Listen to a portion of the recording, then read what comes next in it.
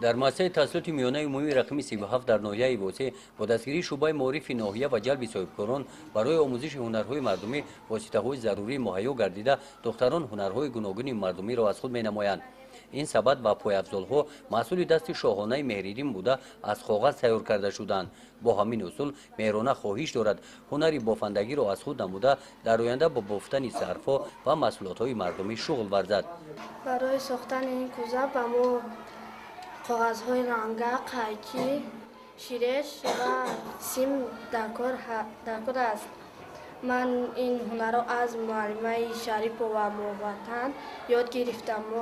ما این هنر را در فنی تعلیم، مهنت، تکنولوژی یاد گرفتیم. در این مؤسسه تعلیمی برای از خود نمودن هنرهای مردمی غیر از مشغولیت‌های تعلیمی مهنت دختران به محفل دوزندگی جلب کرده شدند. در 5 ماه فعالیت محفل این دختران هنرهای دوزندگی، بافندگی، شیرازدوزی و چکندوزی را از خود نمودند.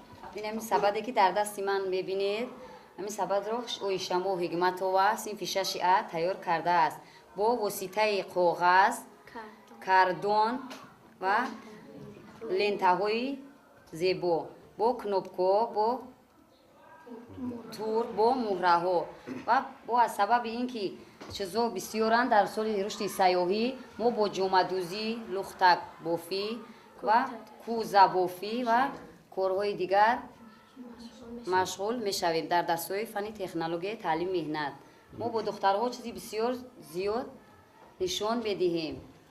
مثلا کورت دوزی، جلک دوزی، نقش و نگارهای زیاد، شیراز بافی و غیره، قراق دوزی، زردوزی. هنرآموزان مؤسسه تحصیلات میانه عمومی رقم 37 بخشیده به سال رشد سیاحی و هنرهای مردمی در آزمون دستان ماهر نمونه محصولات‌های تیار نموده خود را به معرض تماشا گذاشتند.